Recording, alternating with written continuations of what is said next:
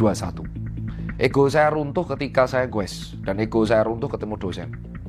Yang kedua, yang menghancurkan manusia adalah ketika ambisinya lebih besar daripada dirinya, maka dia akan dibutakan sama ambisi tersebut. Dan akhirnya dia hidup dari ambisi. Manusia diperbudak sama ambisi. Sampai nggak ada endingnya, dan akhirnya mati dan menjadi tanah dari ambisinya.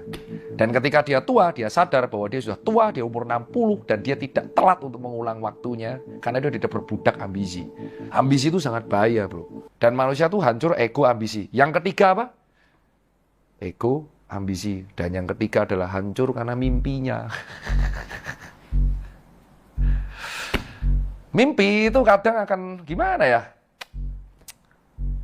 Ini agak beda sama statementnya Ferry dan Coki kayaknya. Manusia hidup dari mimpi. Enggak.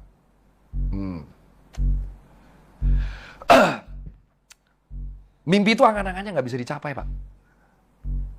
Angan-angan yang bisa dicapai itu namanya cita-cita. Goal. Mimpi itu hope. Hope itu unlimited dan nggak bisa dicapai. Mimpi kalau bisa dicapai itu namanya cita-cita, Pak. Dan cita-cita itu bisa diukur dan akhirnya menjadi ambisi, Pak. Dan ambisi yang memperbudakmu menjadi ego, Pak. Dan itulah tujuan kalian belajar. Supaya kalian bisa membedakan mana ego, mana ambisi, dan mana mimpi. Loh dok, tapi bermimpi itu penting. Betul. Bermimpi itu